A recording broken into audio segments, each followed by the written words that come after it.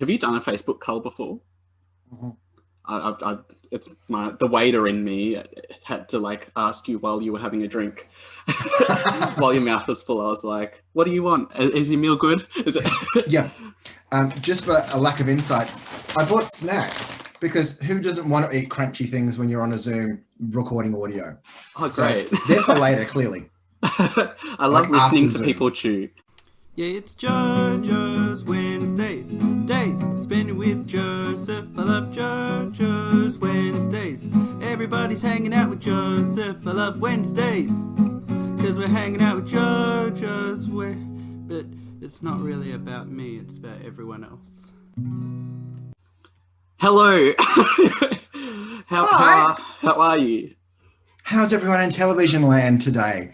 Yeah. Um, I am good. It's been good. I just had I think I told you earlier. I was just in a catch up with my psychologist Yeah. for this, and it's interesting because I was gonna say to him, but he said it to me first. He's like, I think everyone's hitting that second wall because earlier on when the first ISO was like, oh yeah, we got this, and then we went back in, and then everyone just seemed to like hit the wall and was just like, oh my god, everyone's just like, this is just crap.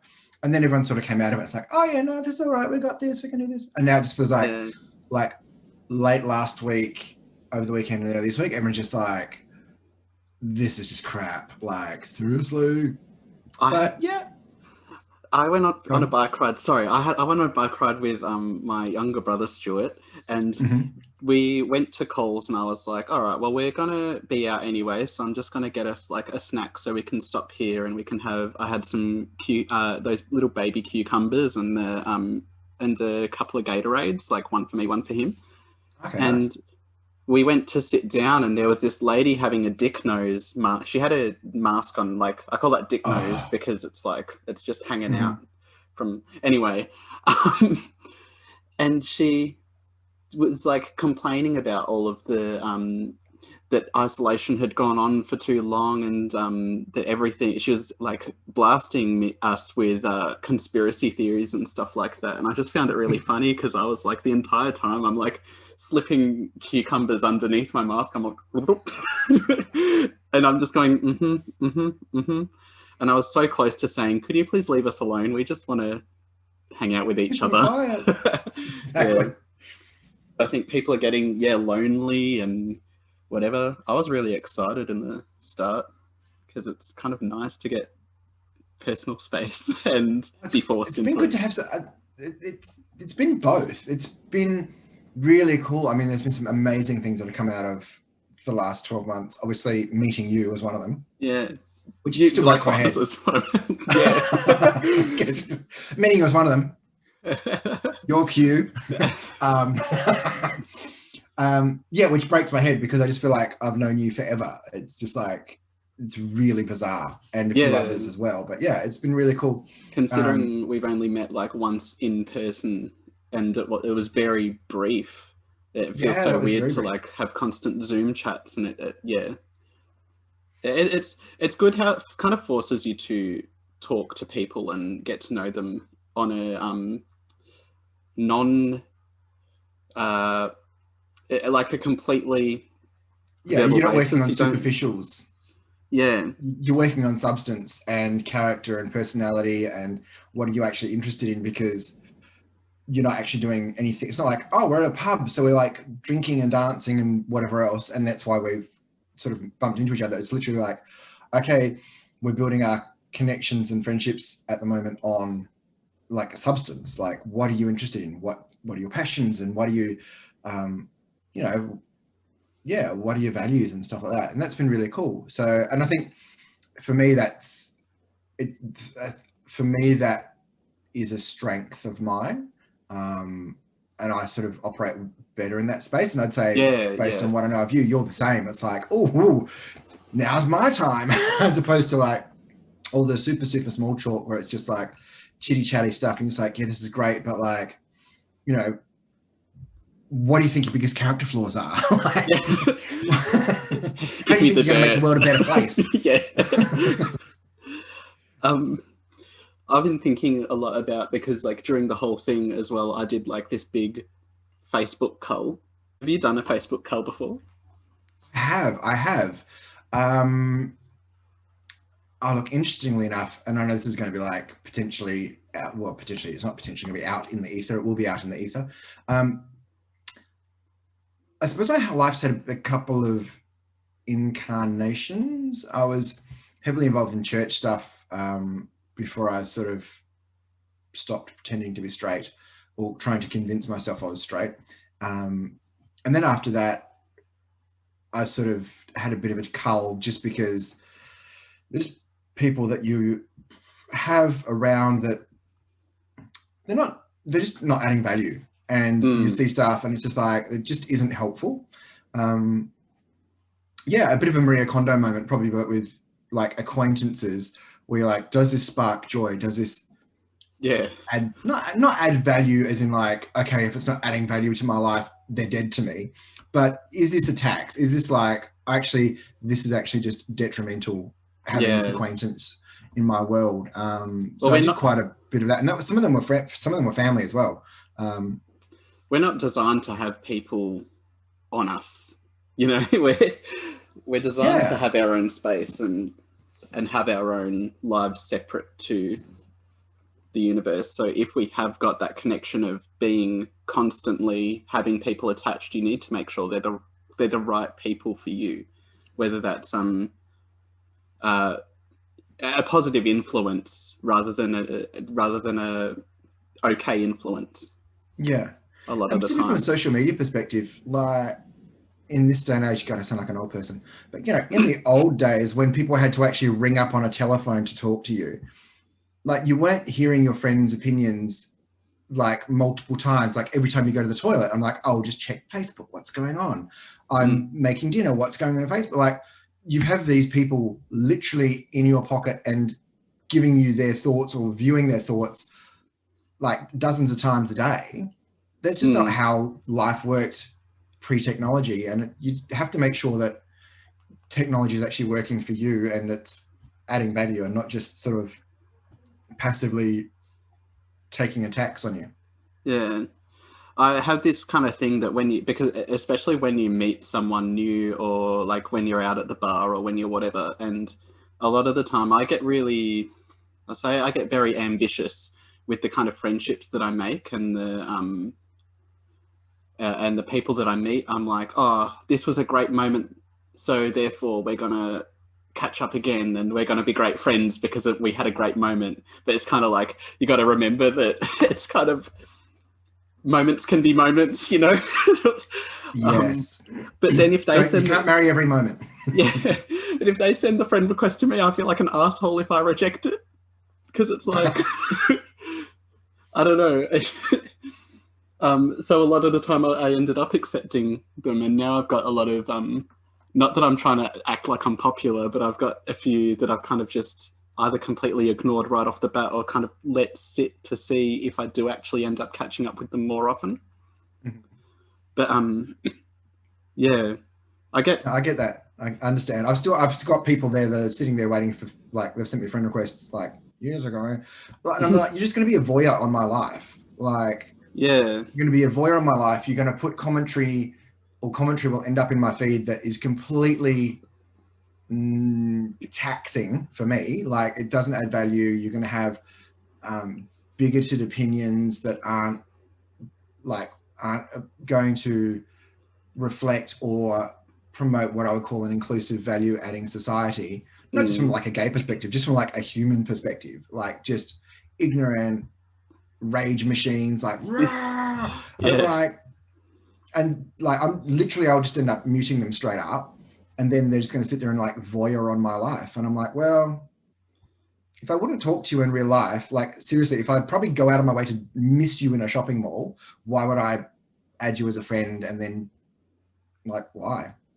Yeah, there is also an anxiety. I don't know if you feel the same, but this is for me a lot of the time, especially within the gay scene, if I'm adding people, is people not understanding that not everything is appropriate to comment. So I'll sometimes have pictures of myself and like I might be wearing some tight pants and the photo might not be intended to be like a tight pant photo, but Yeah.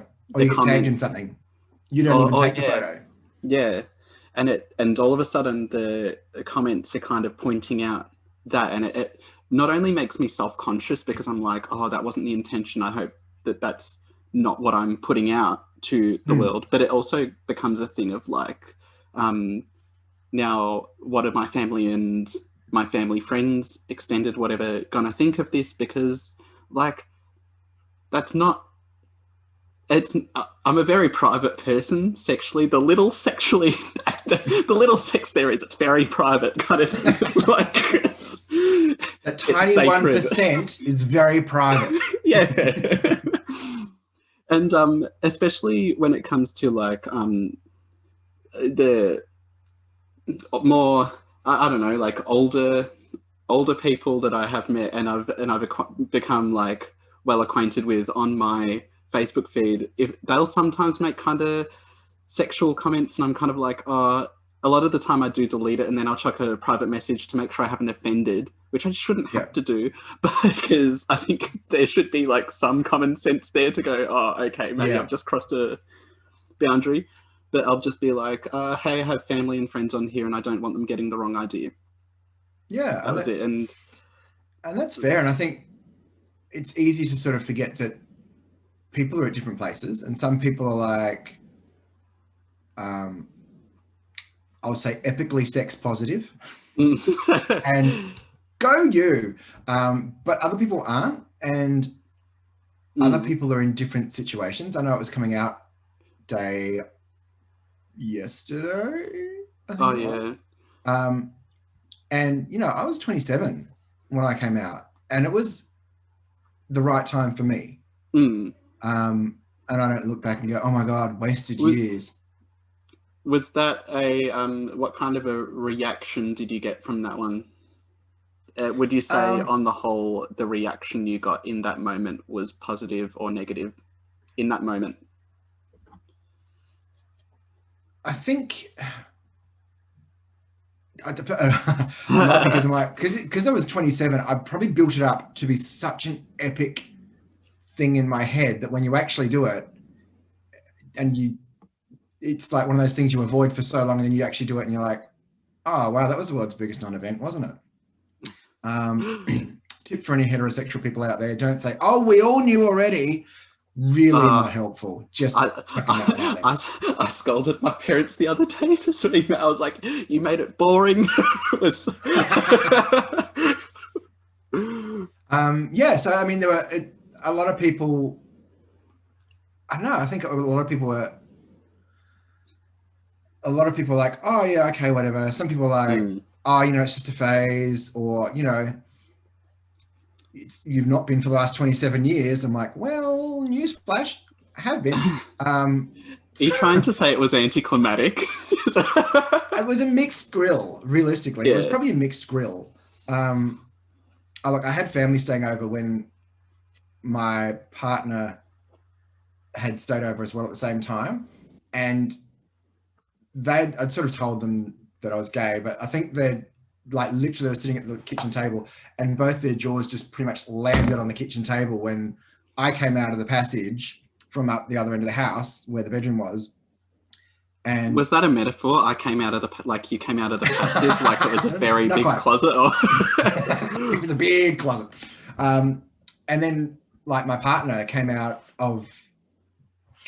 popped his head around the corner, and then you could see them sort of going, hang on, the car didn't arrive. He's not been to the front door. Oh my God, he's been here all night. Like, and just like, and see them like, you could see their brains processing the information of like, he's been sleeping in a bed with that man, and he's a man. And oh my God, it was just one of those moments where it was funny, but it was also just like, so yeah, it was interesting. But yeah, there's people that are at all sorts of stages, and that's why I think,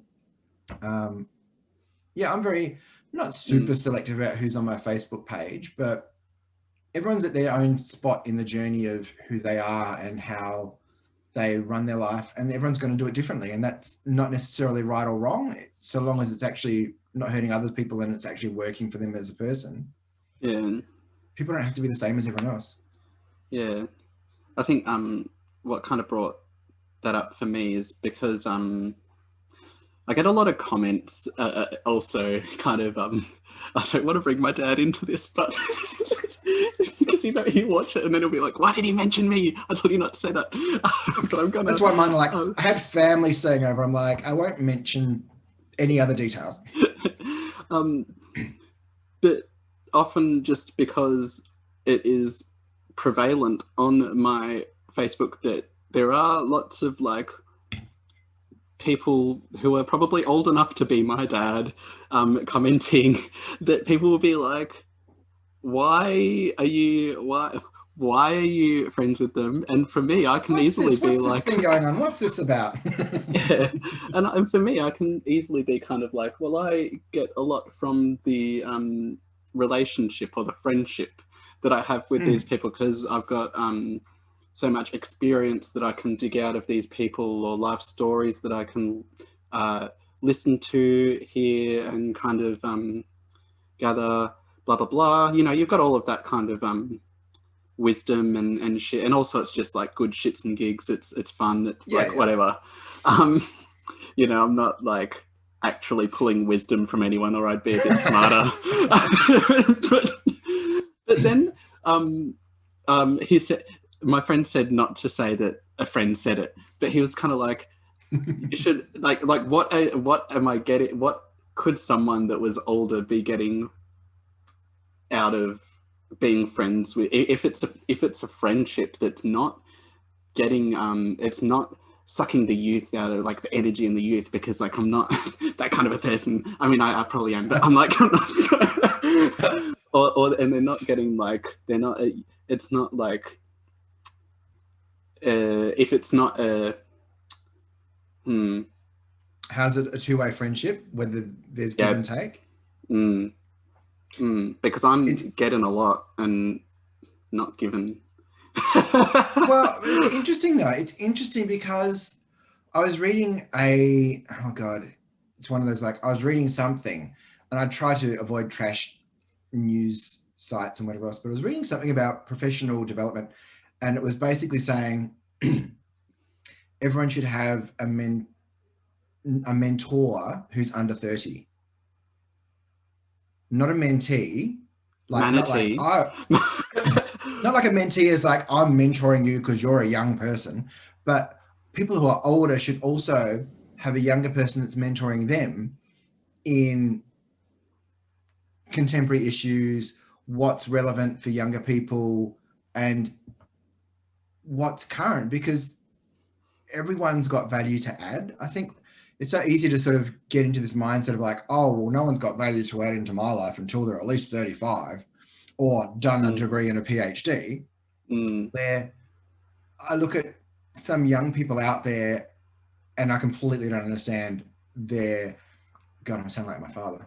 I completely don't understand how they work, operate, generate income. They're artists, they're influencers on the Insta webs and whatever. And I'm just like, I don't understand any of that, and I don't need to, but I do need to understand that not everyone's a white, middle-aged male in the world, and that there are people that are younger that are doing it differently. And once again, that's not wrong. Yeah. It needs to be sustainable. It needs to work in with society as a overall, so that people aren't just like, I'm just going to be supported by everyone else because I'm just going to suck off society. But I think it was one of those things I was really like, oh wow, that's actually really important to make sure that it does, it is something I'm aware of and something that I'm considering for my own friendship circles, not just to have friends that are all my own age or older, but to also have younger friends that you can sort of talk about things with and learn from. And yeah, it's really important and it's really valuable. Oh, okay. Yeah, okay. So we get stuff from you as well. Thanks. You young uns. You young uns add value. I was thinking, like, I do meet a lot of people who will be very quick to either patronize or dismiss kind of any input. What was I saying? More Issues with the specifically, community. is even when it comes to like attractiveness of people and whatever, there can be a very blunt, like, you know, from the ages of like until probably 24 now and going up, is I'm starting to get any form of attention and being taken seriously kind of thing, Hmm. and not just being kind of like, oh, cute, like, you That's keep doing nice. you. Yeah. And it's kind of like, I have been the same person the whole time. Like, I'm not, I Hmm. don't know. Anyway, No, it's talking true. I about, see that. I see it at work, and you'll see it in workplaces where people are. You see them grow. You see their skills develop, mm, and you'll see them still be viewed as the person they were 6, 8 years ago. I yeah, work in a workplace where people tend to stay around for quite a long time, and people just get overlooked because people go, "Oh, that's just John." Yeah, we know John. It's like, well, mm, actually, no, John's changed a lot in the 10 years that he's worked here, and John's actually well overdue for being recognized for his skill set. And when he applies for another job at a different level, he should actually be recognized for that. But people are just like, "Oh no, that's just John." And then you see them leave the organization and they'll get a job 4 levels higher than they're at in a different company because the other company's like, whoa, you've got skills. But because they've not been looked at with fresh eyes in the place that they work at the moment, people just go, oh, that's just John. He's just John. And yeah, like you were saying, people just sort of yeah, go, oh, you're 24, you're young. When in actual fact, you can do a lot of growing and a lot of developing and bring a lot of value when you're still young. But often, if people don't make a conscious choice to look at things with fresh eyes, then it's lost. And that's part of that younger mentee, younger mentor scenario. that's kind of it's a good point, because like when it's kind of like people do have to be really adaptable as people, but not only to a point that they're like looking at different situations. So I just had a fizzy drink. Looking at different situations and being able to adapt to the situation, but adaptable with people, understanding that they've changed, then kind of learning to accept that and adapt to that new change, to say to correct yourself internally, to say, all right, well, this is now how they go. But it's also why I don't like to make statements about people. It's not. I try not to do it, and make if I do make a statement about someone, it's more of a question, or it's a statement that's made with time to either disagree or kind of Mm-hmm. confirm, or what's the other word? Deny. Yeah, rebuttal. Like, oh, Yeah. actually, no. Well, what I think is the situation in here, and that's, I think, as I've got older, once again, waxing lyrical. Um, I'm always really cautious with always and phrases like that because I'd be very glib Mm, with like, oh, so always does that, or every time, or it's just like, well, hang on, no, it's not every time, and it's just so easy to slide into those. I know there's a psychological terminology for it, or a specific terminology, but I can't think of what it is. But it's so easy to slide into those absolutisms, which is like, you always do this or you never do that. It's like, no, no one always does everything or never does anything. mm, It depends on the situation. So it's just about step back. And I find for me, psychologically, it makes me reevaluate and view things differently as well when I'm not going to that binary yeah. of you never do this or you always do that. It's like, I have to pause because I'm like, well, hang on, how often do they do that? Oh, actually, it's not always. Oh, actually, it's not that much at all. And so, like, and it can twist it around on you again, where you're suddenly like, oh, actually, this isn't about them at all. This is about me. Mm. Well, I find making it personal again, but it's kind of an example, so it works. I'm often called awkward, and I see myself as a very transparent person. You can kind of tell how I feel about someone by how awkwardly the conversation is going as well. So, Except for that 1%. um, that, yeah, I'm a very awkward person when it comes to new people. I can be kind of like, oh, what do I talk about? Because I'm a overthinker for sure. And so a lot of the time I'll overthink conversation, and then I'll think, what's the right thing to say here, rather than just going like, this is what I'm going to say, and just having that and instant brain to mouth.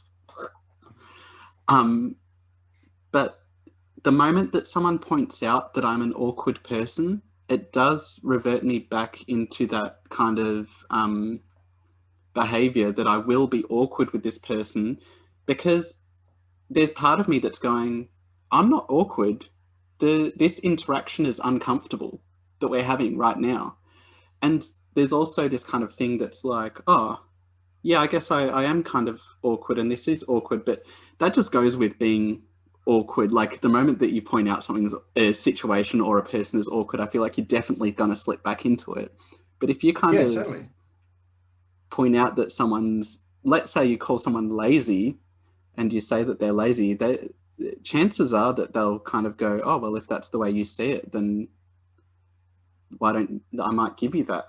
It's easier. Well, and there's been psychological study. Sorry, once again, gassy drinks too. There's been psychological studies that have been done where people will rise to the expectations that you put on them.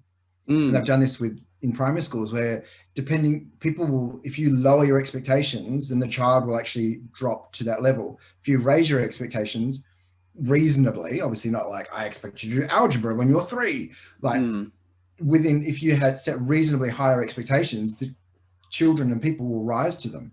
So yeah, it is one of those scenarios where if people go and expect you to be awkward, or, oh, you're really awkward, it's like, well, maybe it's just actually an awkward situation and I'm not an awkward person. Yeah. But the situation's awkward.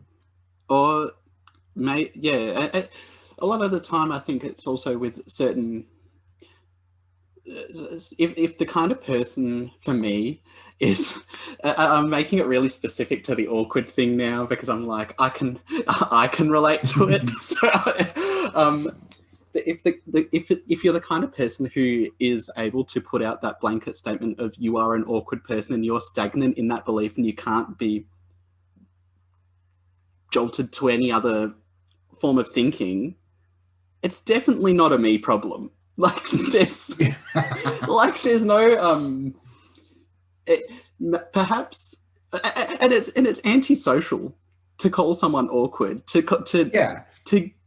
tell someone that they're a negative trait is antisocial behavior. Like that's rude, especially if it's not nasty. Like if they're not. And it also doesn't change the dynamic of that interaction either. It's not like, oh, if I tell you you're really awkward, this will make this entire situation run a lot smoother. Never happened. So it's never kind of happened.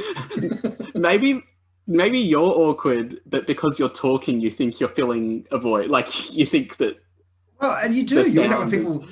Totally, yeah. You end up with those excessive talkers where it's like, I'm awkward, so I'm just going to talk a lot. And then because you're not talking, I'm going to then go, I'm feeling a bit nervous and over talky. So I'm going to then go, well, you're not talking, so you must be awkward. And it's like, well, actually, maybe you're just projecting because you're nervous and talking a lot.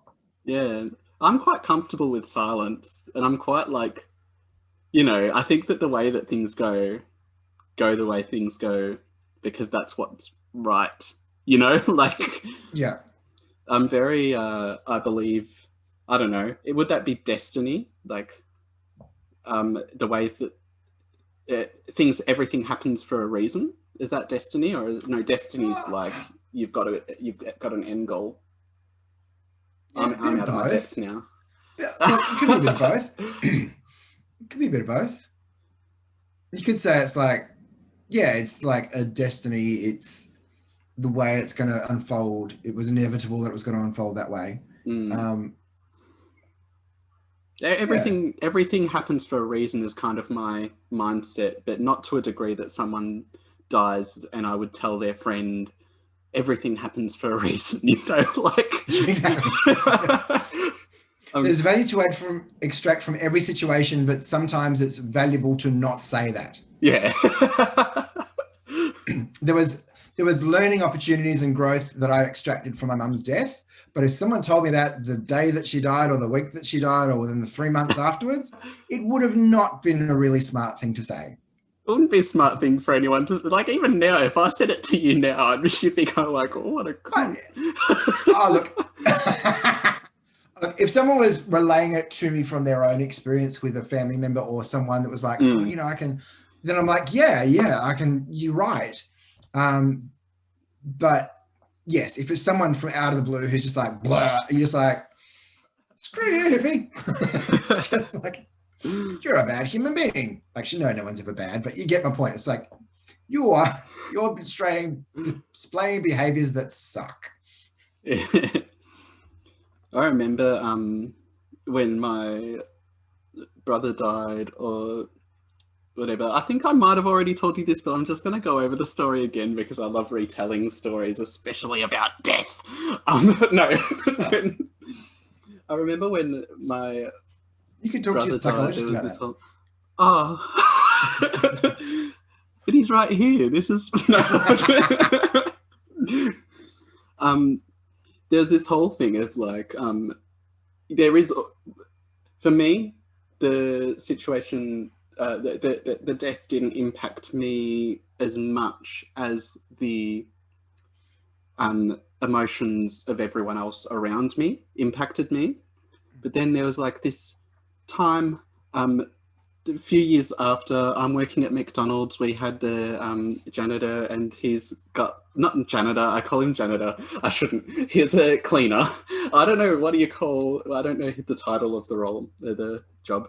Anyway, it was very abrupt, that he'd go up to us and he'd go, you big?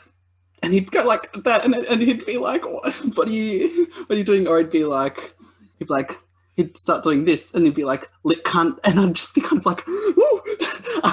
So it was very like, yeah, he's very abrupt. But this one time I was like talking to my boss, and I was just kind of clarifying to her, I was just kind of like, hey, I just want to let you know, it's not going to really affect me, but I just want to let you know if I do suddenly look down or like any different, it's the anniversary of my brother's death today, and I just thought I'd tell you so you can potentially keep an eye out or whatever.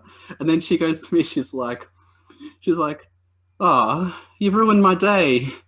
And I was like, yeah, oh, you're welcome. Good. Sorry, I didn't realize it was all about you, my brother's death.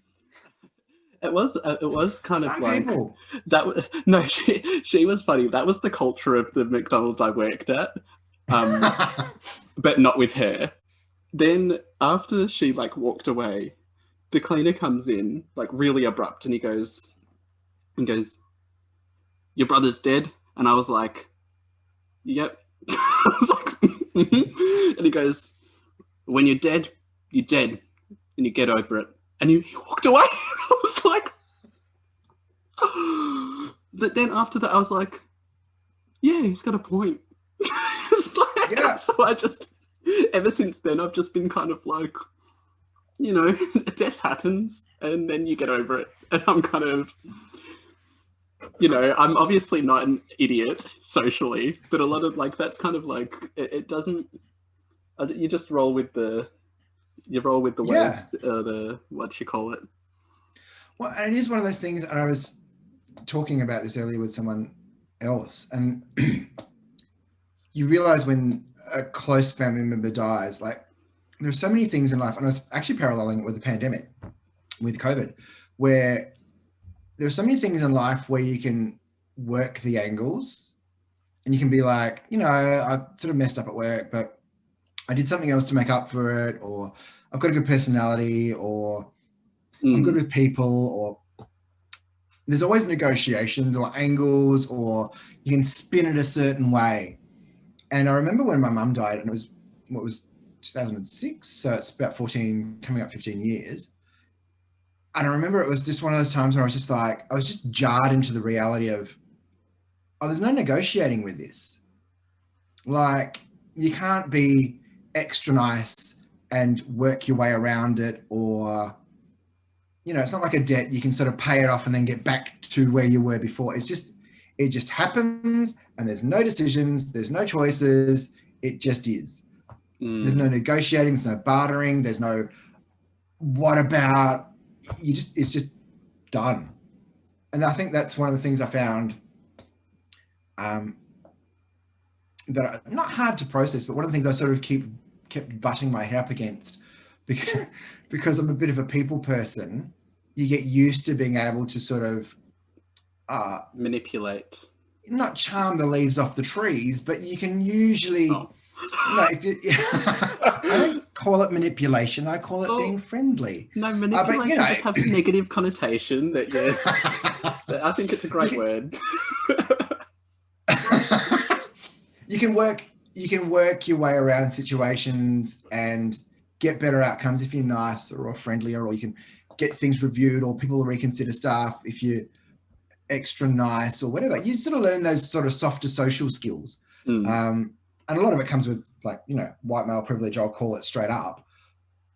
But when you're working with death and stuff like that, there's just none of that. It's just like, and I was paralleling it with a pandemic, because you're like, I'm a soft, warm, fuzzy kind of person. So I'm like, I know this person's lonely and I want to go around and visit them. And I really feel like, they're so sad. But you're just like, that's the human side of me. That's that social worker-y sort of like warm, fuzzy side, which is really good and really valuable and really has its place. But a pandemic doesn't care. Like, it's not like the virus is going to be like, oh, you were being really nice, so I won't infect you and make you die. It's just like, it just doesn't care. It has no feelings, it has no emotions, and it just can't be negotiated with. So it's not like, oh, well, he was extra nice, so that's why he didn't get sick. It's just like, there's just some things in life that you just can't negotiate with. And I think for me, I find that a bit of not a bizarre concept, because it obviously makes sense, but I think sometimes I find it a bit of a jarring concept, because I spend so much of my life negotiating and manipulating, organizing and winning people over, and not manipulating, it's structuring the messaging so it fits the right way. And it is, you're laughing, but it is, I also then have to pause and go, am I manipulating? Am I manipulating and creating an outcome that this person actually really wouldn't want, come hell or high water? Because there is that ethical dilemma as well. When you're actually able to influence people and be persuasive, am I then violating people and being too persuasive or taking advantage? Sorry, Joseph. Manipulating, handle or control in a skillful manner. Control or influence cleverly or unscrupulously. Yep. That one. So, I was right. I go for option A. Well, I was right. It's got the negative connotation of being fox-like and trying to manipulate your prey, but the word itself is actually a very valuable life skill. And to me, I still feel like it summarized what you were saying. Yeah, and it is. Or do you still disagree?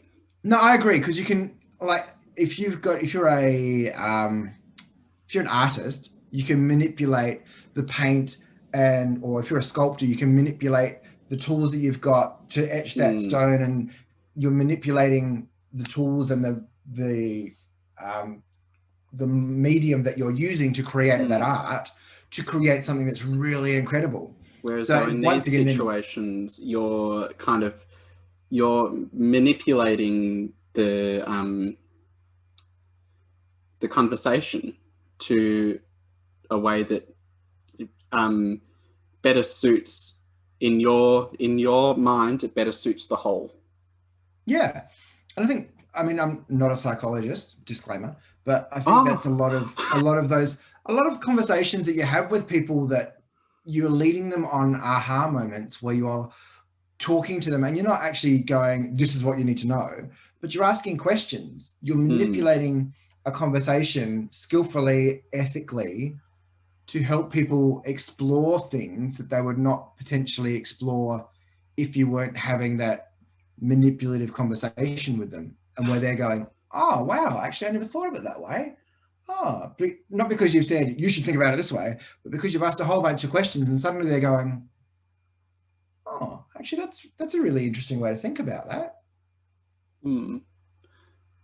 Sorry, I just went on this whole tangent in my mind just then. I was listening. I don't know why I need to confirm that I was listening, because I'm always listening. I'm always watching. But there are so many words like manipulative and fat and that was it. They're the only two that I'm kind of like, those are actually kind of good skills. To call someone manipulative, bad. But manipulation or manipulate, fine. Yep. To call someone fat, bad. To be fat, that's just a word.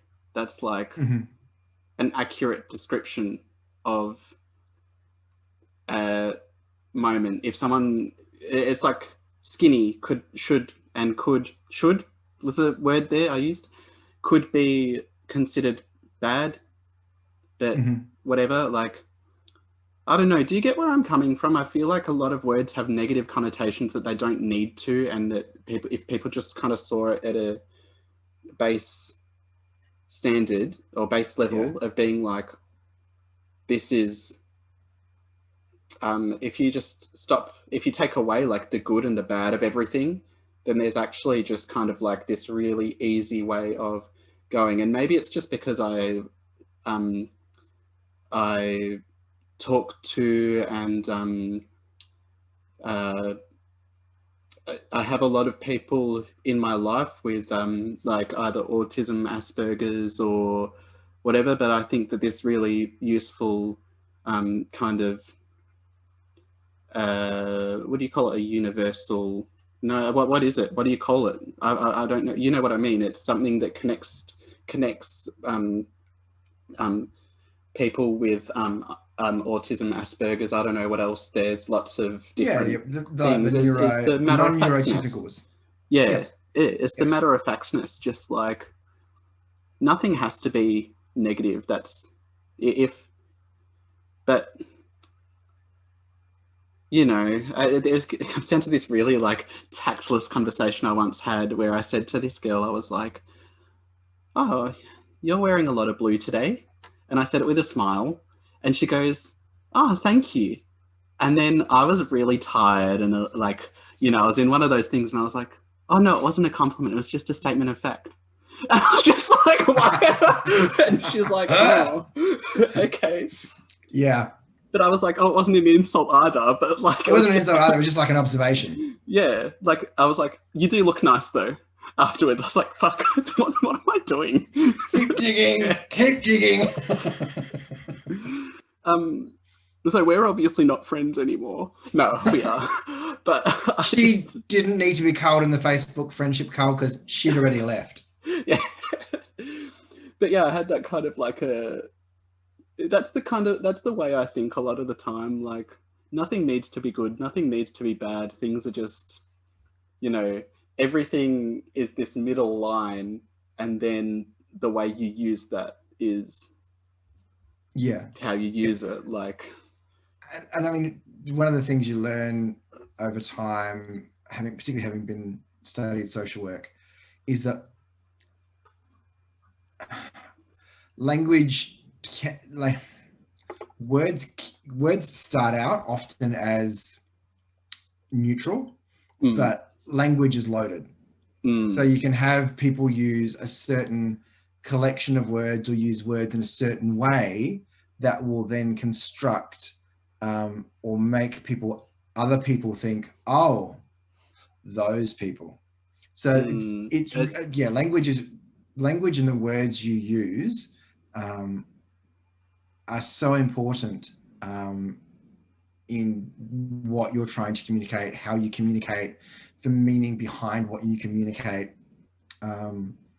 and yeah, it can be a minefield, particularly when you're communicating to broad audiences, because you'll end up with a whole array of people that come from different perspectives, different opinions, and you'll say the same thing, and you'll have 10 different perceptions of what you actually said. And it's like, oh no, I meant this one. And everyone's like, people have taken it from a whole different array of different meanings. And it's like, that's not what I meant at all. Which, once again, from a communication thing, is why you should always loop around back to going, so what did you think I meant when I said that? And she'll go, oh, I thought you meant you really liked the fact that I, like, blue was your favorite color and I was wearing lots of it. And you're like, girlfriend, I love that blue. When actually fact you were just going, oh, you're wearing a lot of blue today. Like, there's a lot of sun today. Like, it's not a good thing or not a bad thing. It's just a thing. Also, that happened when I was 15, so I should, like, just put it out there that, like, it just impacted me a lot. that 9 years ago. Yeah. Still fresh in his mind. Yeah. It's one of those things you sleep about. I mean, you think about in your bed. Laying there, wide awake at night. Why did I say that? Yeah. I am actually, though, we've kind of done that thing that we always do, that we, like, don't grasp the time. But I'm going to call it here and say thank you so much. I really appreciated chatting. And I think, yeah, I got a lot out of what we just spoke about. So thank you. Likewise, Joseph. It's always good to catch up and chat. Goodbye. See ya.